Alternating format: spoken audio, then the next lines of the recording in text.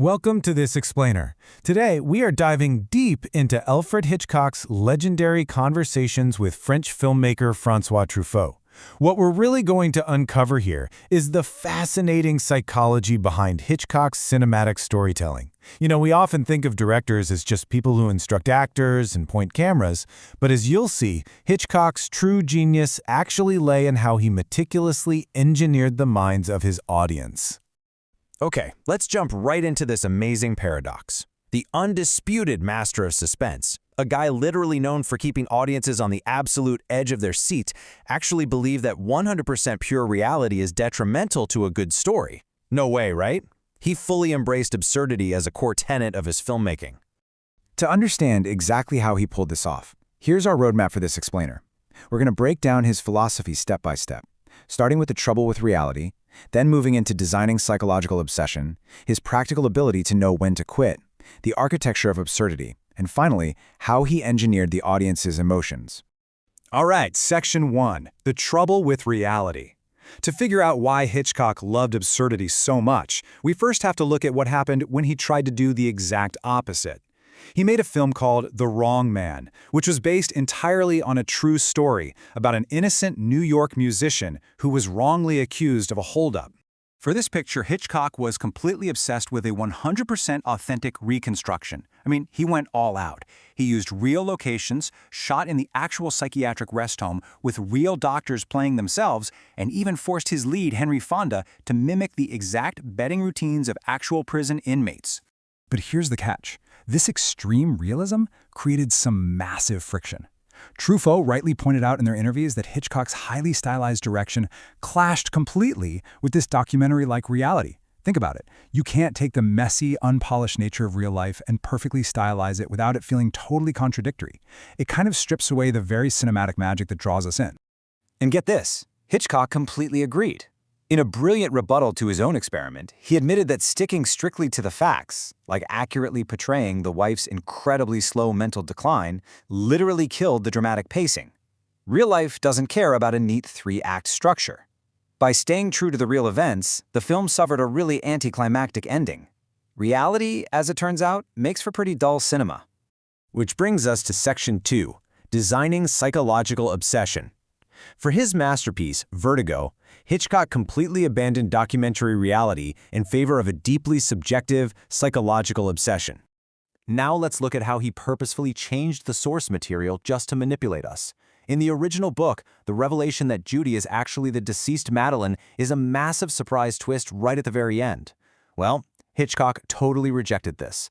He believed in suspense over surprise, so he revealed her identity early on. Instead of giving us one quick shock, he leaves us agonizing over how James Stewart's character is going to react when he finally figures it out. He literally gives us the secret just to make us sweat. And honestly, this brilliantly illustrates his practical genius on set, too. To show the main character's debilitating fear of heights, he wanted to shot the distorted perspective, stretching space out while the subject remains fixed. But a rig to suspend a camera high above a real stairwell, that would cost $50,000. So Hitchcock built a miniature stairway, laid it completely flat on its side on the studio floor, and executed the famous simultaneous dolly backward and zoom forward. He solved a $50,000 problem for just $19,000, creating one of the most iconic visual effects in cinematic history. Moving right along to Section 3, Knowing When to Quit. Hitchcock wasn't just a master of on-set execution. He had this ruthless ability to know when an idea was fundamentally flawed and destined to fail. Take The Wreck of the Mary Dear, for example. It was an awesome setup, an empty mystery ship floating in the ocean with the galley stove still hot. But Hitchcock realized the mystery peaked way too early. Once you start explaining why the ship is empty, the narrative just becomes boring. So he killed it. Then there was Flamingo Feathers in South Africa. When he realized he couldn't get the 50,000 extras he needed and that the terrain was just too confusing to shoot, he scrapped the whole thing. If the foundational logic was broken, he just walked away. But because he walked away from the Mary Dear, he was free to start a brand new project from scratch. And that brings us to Section 4, the architecture of absurdity. The film he made instead was North by Northwest, the absolute epitome of his American work and a masterclass in glorious, calculated absurdity. Now, while his stories could be wonderfully absurd, Hitchcock absolutely demanded that the settings be rigorously authentic. To get audiences to buy into a crazy plot, the world around it had to feel real. He went to insane lengths for this, literally hiding a camera in the back of a truck to sneak footage of the UN headquarters. He had photographers capture entire towns to get the wardrobe right, and he tracked down actual retired detectives to accurately recreate their apartments. The world was incredibly real, so the events could be completely crazy. So the crucial point here is how he flips cinematic cliches completely on their head when putting his hero in danger.